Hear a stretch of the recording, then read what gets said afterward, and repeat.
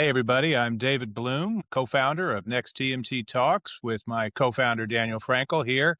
And our midweek look in with Media Play News. We are joined this week by Sig Luft, who is the CEO and a bunch of other important titles with one of the more interesting CDNs, content distribution networks out there, NetSkrt, and that is missing a vowel. So I'll let Sig describe what he did with that up there in Vancouver. But they solve some really interesting problems for particularly live sports. And we're going to talk more generally beyond that on a wide range of other issues. But some of the challenges facing streamers, particularly with this new super hot space of live sports. So let's get started, Sig, if we could. Just talking a little bit about where you guys came from and how it's evolved and how you got to this live sports thing, which is a big challenge for a lot of companies.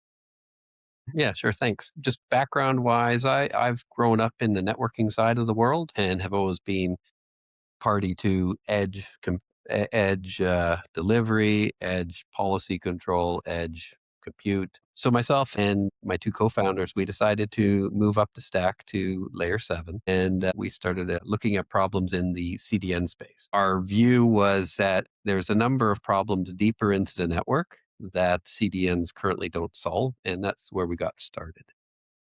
Out of that work, we caught the attention of a number of OTTs in general that were moving into the sports space. And sports creates a whole lot of new problems, and edge is a word that they like.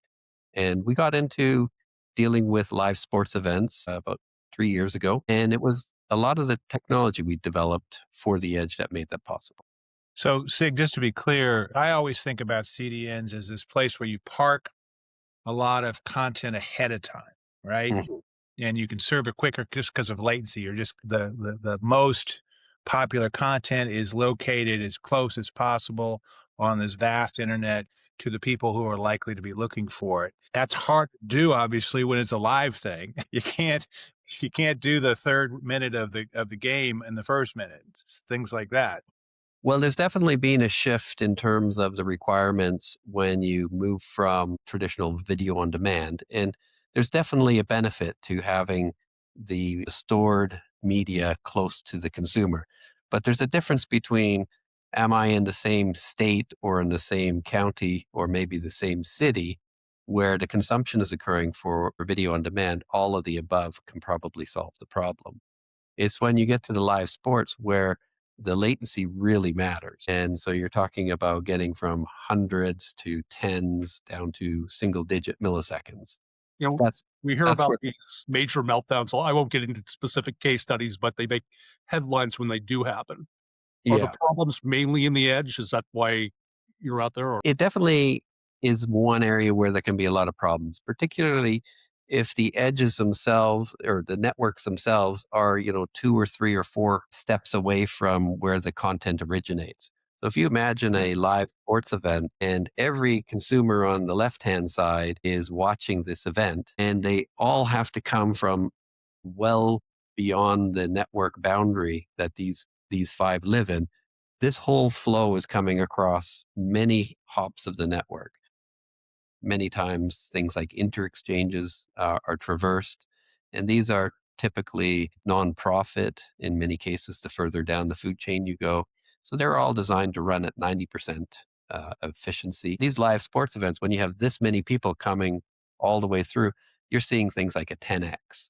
And 10x on a 90% utility model doesn't work. That still leaves 10% in trouble, basically, because it's everybody coming at once. It's like that old issue when Victoria's Secret first started doing those live things. There might have been people looking at women in skivvies for a long time, but they were doing it in their own time instead of all at once, and all at once melted a few internet connections. They just couldn't handle it. And it's the same thing with the Super Bowl or another big sports event, or Jake Paul being punched in the face again on Netflix or whatever. So that's where you start to see problems really start. And so being a CDN that focuses on the edge and places that have these problems, you're simply taking the many streams coming through and making it one coming through and then fanning out at the point of consumption. So latency and proximity start to make a difference here. In some cases, just the simple friction through the network is what needs to be solved. In other cases, latency is always good. Maybe not for watching a movie, but if it's a live event, every transaction that goes back and forth adds up, and so latency becomes When Right. it's the headlines, it seems like on an engineering level, these big companies aren't prepared. But is it something where you have to live it and do it to see where the problems are, see where the fault lines are? To be honest, I think there's a little bit of truth to that. I remember back in the day when I was in the networking space, Juniper was a big company, and they literally ran their protocols for months and months and months doing nothing. They just kind of sat on the side just to see, because nobody could create a test environment that big. And in a sense, is a parallel to this type of environment where, no, I'm just going to throw in my lab 50 terabits of capacity and see what happens. It's a little tough to do. So yeah, I think you're quite right.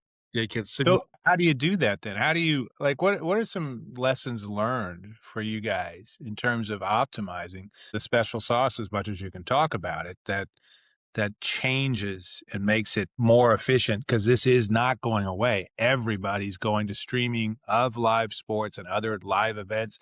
Netflix is only the biggest one making this shift, but a whole bunch of others are. Certainly Amazon's got NBA games and NFL games and so on and so forth. And there's a lot of interest in it being available in the second it's being played because you got a bunch of gamblers out there and they don't want to, they get really mad if there's a delay, for instance. And that's not going to necessarily motivate you, but it certainly puts an emphasis on quality and latency reduction. Yeah, it's definitely we care. Every CEO has to say that, I think, but in reality, we do. What it really comes down to is proximity. Can you get your functions where they need to be? Number one. And then number two is, can you precisely direct those requests to the right place? It's one thing to have a bunch of capacity really close to the users, and then you go send the request somewhere else. So those are sort of the two dimensions that we really focus on. Could you characterize what you've seen in terms of a uptick in live sports, live events? Because there are other kinds of live events that are also getting more and Mhm. more streaming demand than ever, and Netflix is not the only one that signaled that they're going to dive into that hard. So, give me some Yeah. sense good about the change in volume for you guys that you're seeing through your pipes. Well, it is a very obvious spike. You know, we see 10x quite frequently, and it is kind of a challenge for the industry. You have these massive spikes that last for a short period of time, a few hours, and then you have to wait another week or so till the next one happens.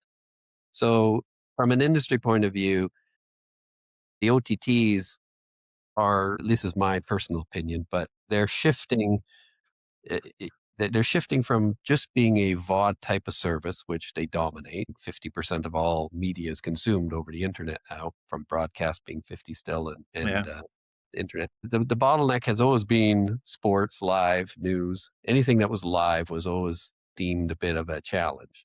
And I think because the video on demand was developed in such a way that give it a few seconds, give it 30 seconds, and then start watching, it'll be fine for the rest of the hour or two. They've improved that, obviously, but bottom line is it has always been a this versus that. Now, as we get into the live sort of model, you've had a lot of things like fast channels, live linear. You know, if you buy a TV from Samsung or LG, you get like 10,000 channels. I won't comment on the quality of the channels, but they're all there.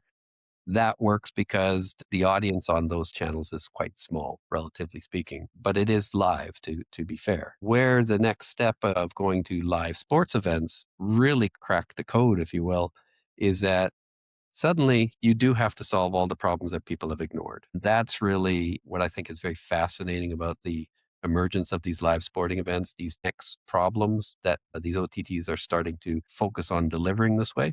So what Netflix encountered, I think, is a reasonable growing pain from all accounts. They Oh yeah. got it right. I mean, it didn't make anybody happier, but it's like any reasonable person would go, "Oh, you're going to throw 60 million people onto something. It's going to be a bit of a challenge for the network, right?" I mean, That's just what it is. And it's Well, one of the not first things just you do. Netflix. I mean, you've got all these teams that are thrown out of their regional sports network. They're streaming now, and whether it's leagues or individual franchises, they're in the market too. Yeah, yeah, no, there. So the way I see it is that the last shoe has fallen on the, on the history of broadcast.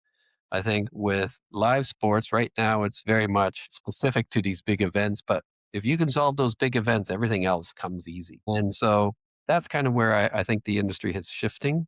You will see more and more going to OTT will be 100% of the distribution over time. And certainly the technical hurdles have been solved. And there's some commercial issues out there. I'm not going to say that it's going to change overnight, but when you look at the commercial issues, I think that a lot of these sports events come as the anchor revenue source to cable companies, and nobody's going to give it up because of this, that, and the other thing. So it's not going to happen overnight. But the first step is that the networks are capable of handling it, and they're doing so with very high profile events. Yeah, it's possible now, right? I mean, that's the thing. Now it's possible. And there are some economies that will start to kick in and some benefits from being able to do that at a very high level of competency. I'm Mhm. curious what you're bringing. We've got this, I've heard there's a big conference going on in Las Vegas beginning this weekend, and that Yes. you are among the stampede of horses heading to Las Vegas. So, what are you guys bringing to the show, and what are you expecting to see more generally? Like any trends or themes or things that you guys are surfing at this point? Well, we have a couple speaking engagements, so that's just more of participating in the industry and much like this, sharing some of our views. Behind the scenes, it's a small world we live in. We have meetings with the people we want to have meetings with. So that's for us, it's a more of a business development type of exercise. In terms of are there going to be some surprises coming out? There's some announcements out there today. I think there's obviously the big topics right now are FIFA World Cup. Everybody's talking about that. The global aspect of it is in terms of distribution is certainly topics we're hearing. The announcement, I think it was today, about Globestar with So, Amazon. yeah. I suspect people will be talking about that. For us, it's indicative of the problems that are out there, but I don't know that it necessarily touches our toes too much. Okay. Well, it's interesting because it's easy to forget here in America, even as MLS gets more popular and more awareness of the English Premier League and, all the rest, how freaking big the World Cup is worldwide. I mean, Yeah. I think there's the Super Bowl and that's big, but the 47 games or whatever it is of the World Cup, that's so much bigger. It's over more than a month of time. It's been building up for 3 years.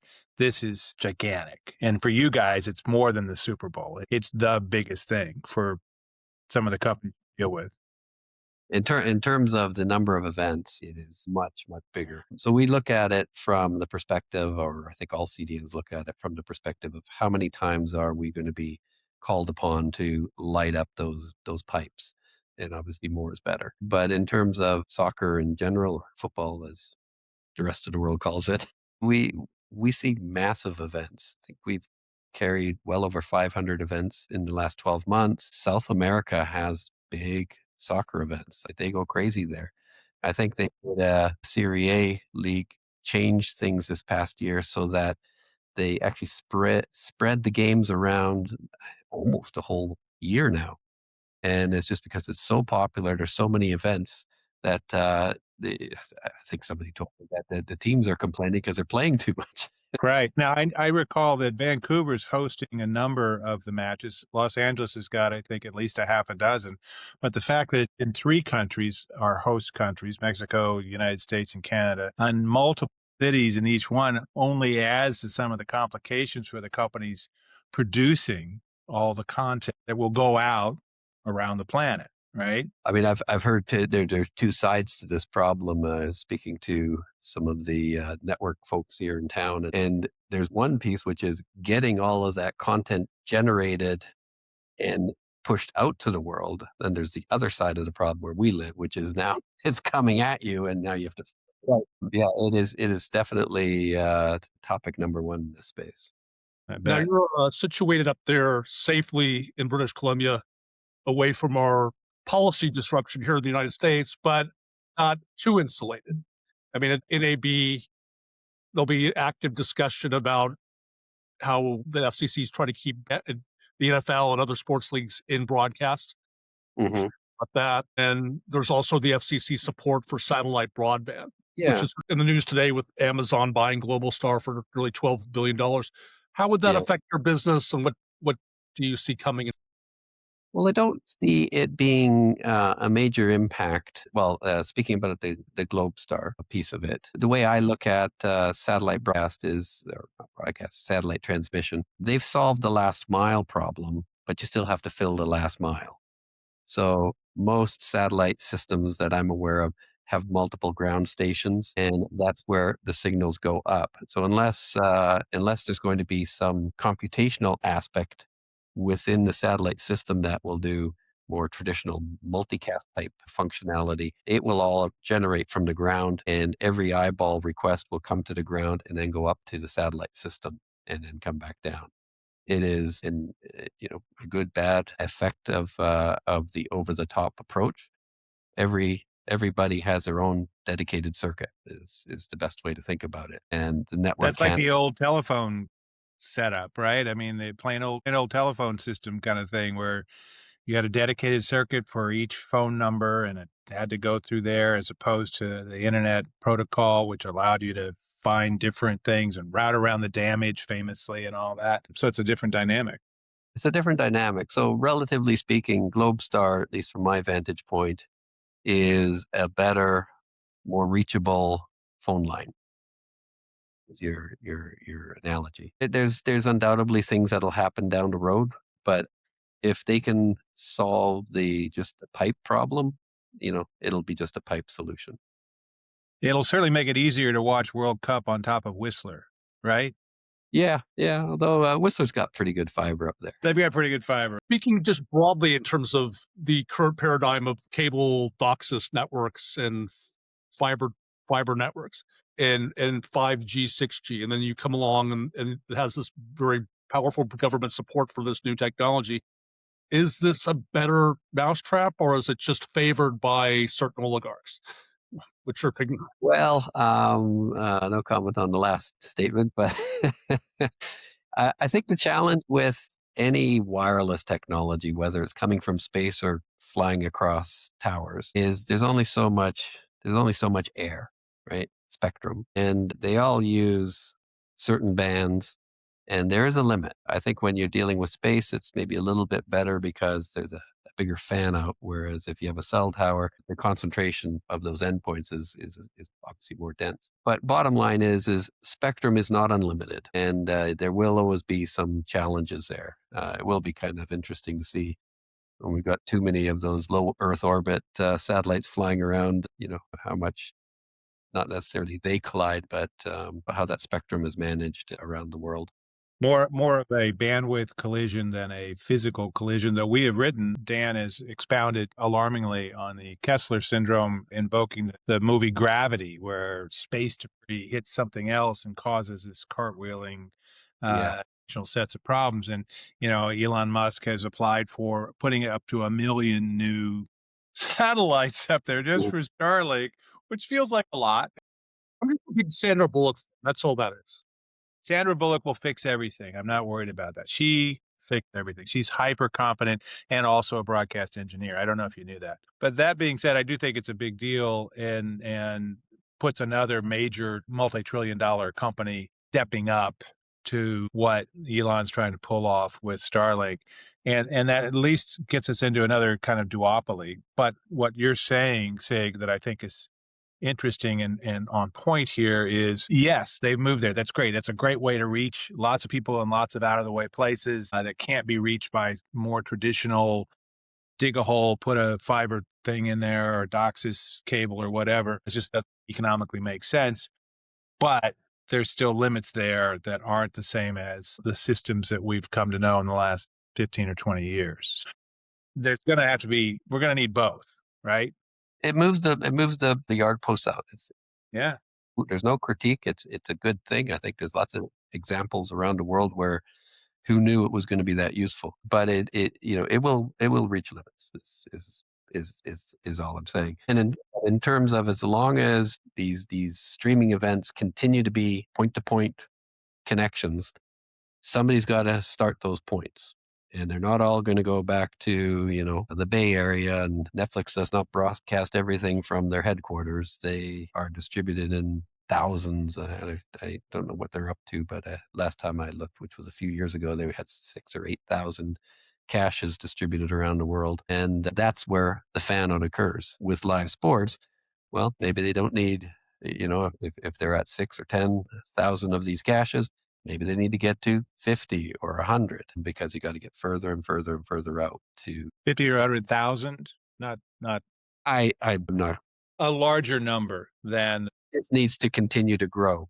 right. Um, and it's irrelevant whether it's connecting to a cellular network, whether it's connecting to a satellite network, or whether it's connecting to a fiber network. The more eyeballs on the end of it, the greater the need to reduce any friction to get to those eyeballs. And that typically means getting caches closer. So I won't name specific outfits, but let's say a Burbank-owned media conglomerate decides to make a one-off deal for an NFL playoff game and get it exclusively on their platform. Mhm. Is the deal signed and things move forward without the league ever checking if they have the network bona fides? And they kind of like sign a deal that will get 20, 25 million exclusive eyeballs and then worry about it later? Or Mhm. is this audited on a content? I mean, I can't speak to that myself. I'm not in those rooms, but I would speculate that signing a big deal like that would include certain minimum Due select. diligence. You got to do some due diligence on that. Well, there'd be due diligence, but I would imagine that if you're telling the NFL, well, the way you used to do it worked fine, but we're going to do it differently now, and we'll reach at least 50% of the same people. It's like, I don't think they'll agree to that. Okay, we'll reach 90% of the same people. Well, okay, show me how you get to 99, and if we can figure out that there's a reasonable journey to 99% or 100%, then we'll do it. But if the answer is, we'll see what we do, I'm sure you're not getting that contract, or you're paying a hell of a lot more money for it. Yeah, the NFL not doing a lot of speculation on those things, are they? No, it's their bread and butter, and I would imagine if it's an exclusive deal, that's probably the most powerful scenario. That well, what's the again, I'm speculating here, but I would think that on the table is, if you don't hit those numbers, you're not exclusive. I need a second source. Yeah, You have right. discussions with the leagues at this point? I know you're out there talking to all the major streaming companies, but are you talking to the NFL, NBA, without getting specific at that No, level? we tend to be, the pecking order is the distributor of the content cuts the deal starting with the stadium, right? The stadium typically will have cameras and da da da da da. So the feeds come in, they encode it, they distribute it to whatever markets they have, and then it eventually hits CDNs, who make that final push out the door. So, if nothing else, I'm so many rings away from those conversations. It's much more technical, and can you do this? Can you do that? Can you It's get it? probably why you smile so much. Yes, there's some days where you're just You're still smiling. gritting your teeth. It's just, what else can I do?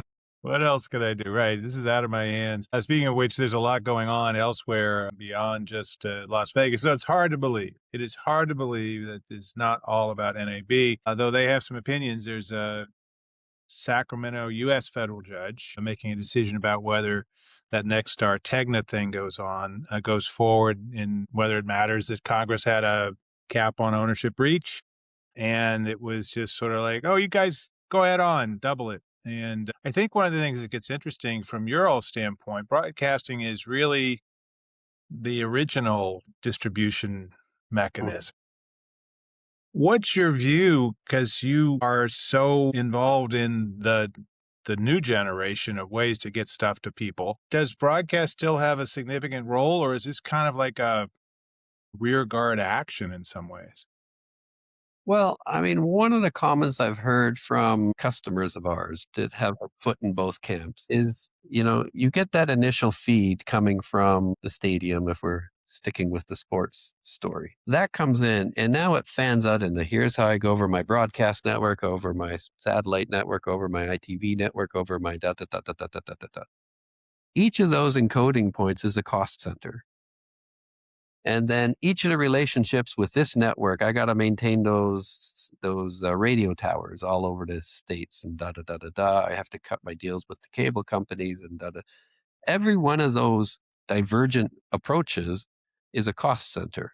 Right. So there's And it's friction too, right? I mean, it's another set of organizational friction as opposed to necessarily latency challenges or whatever, but it's that too. I mean, you've got to get that stuff. So I think there's sort of a utopian scenario here where I do it one way and it solves everything. And when it finally hits those networks, well, those networks have been tooled for internet and there's some optimization, but the origin to the eyeball is the same then. So I think that a lot of cost savings eventually get to one way of doing it. Certainly seeing a lot of announcements about shifting broadcast structures and workflows and all that here ahead of the show about things like IP driven stuff. And that is really going to what you're suggesting here, right? Getting that IP, the Internet Protocol approach is the way you start to rationalize some of those costs down and get you across multiple distribution methods beyond that, right? So that's the vision. I mean, we saw this from the 90s on when I was a young engineer when DSL first showed up, and the problem they couldn't figure out was, well, my phone line is 64 kilobits or 56, whichever. Well, those were the days, weren't they? Oh yeah, and then they say, how do I sell the exact same two pairs of copper, but they can do a megabit? Good God, that's 10, 20 times more data over the Yeah. same two pieces of copper. I can't charge 10 times the price? So it started there, but now you look at it and we're doing this over the internet. This is all IP what we're doing right now. Every Yeah. time you pick up a phone, it's actually Yeah. doing right. That's just naturally going to become a piece of the puzzle. Broadcast doesn't have to be. Well, and Private. there's still some stuff going on in this transition. I mean, we see all of a sudden a bunch of notables in Hollywood said, "Oh, maybe this Paramount Warner Brothers deal wouldn't be a good deal, and we're going to put something up now." 2 months after the deal was finalized with Paramount, and 6 months after we began this stuff. I mean, Hollywood's just going through it. Josh D'Amaro's confirmed 1,000 layoffs in the marketing department at Disney, which is a little shocking to me. Is like they had 1,000 people to get rid of in the Yeah. marketing department. Your marketing guy might be going, "Whoa, let's not get carried away with that, kids." Yeah. Look out, Kevin. You're a pro rata On a pro equivalent. rata basis, he's losing at least an arm. So, but it is part of this ongoing sort of shifts that are happening in Hollywood, right? And so, moving, for instance, to IP is a way to save money. That doesn't mean you have to lay people off. It saves you money. It saves you time and effort and some of the friction of just having to do those deals, right? I mean, that's actually one of the things that I think David Ellison has talked about in terms of we're going to get on one cloud and one tech stack and one cloud provider, and we can save $500 million or some crazy number like that just doing that. And those seem like shockingly large numbers. Didn't anybody figure this out before? It feels like that would be an obvious one, but is that the numbers he talks about, or do those make sense in terms of this, combining on single tech stacks, combining on single cloud providers, things like that? I mean, I couldn't speak to the specifics, but in principle, yeah. I mean, Absolutely. people are spending a lot of money on maintaining legacy systems. Yeah. I suppose since we're at NAB, maybe we need to be careful because last time I walked around NAB, there were a lot of radio towers and Yeah, there were. all sorts of technologies that we're arguing could become obsolete. Right. Yeah. Fortunately, There are a lot of line service trucks and, boxes that go in neighborhoods and things like, yeah, there's a lot of that stuff. It's a little well, bit I like mean, going to, It's yeah, an emotional there's discussion for somewhere folks, the for sure. physical world has to exist. That part it has doesn't to change. exist. Yes. To get to the Uh, virtual world, you need the physical world. We yeah, haven't gotten beyond that. Yeah, so there's all of that there, but whether or not it's an analog distribution or even a digital distribution protocol that is a broadcast-based protocol, that's where I think IP, which has to be two-way, will start to erode. I think that's probably a good place to wrap this up. We are here with Sig Luft, CEO and much else for NetSkrt, which is a CDN, content distribution network that specializes in live sports, the hot new thing for streamers around the universe, it feels like, here on the eve of NAB in Las Vegas. And I am David Bloom with Next TMT, and here with my co-founder, Daniel Frankel. We are here and our midweek look-in with our partners at Media Play News. Like, share, subscribe, comment. Oh, I bet you got some comments on this one. But go check out what Sig's got rolling. It looks pretty interesting, and this is definitely where things are headed, even in broadcasting. So with that, thank you guys very much. We are over and out. Thanks, everybody.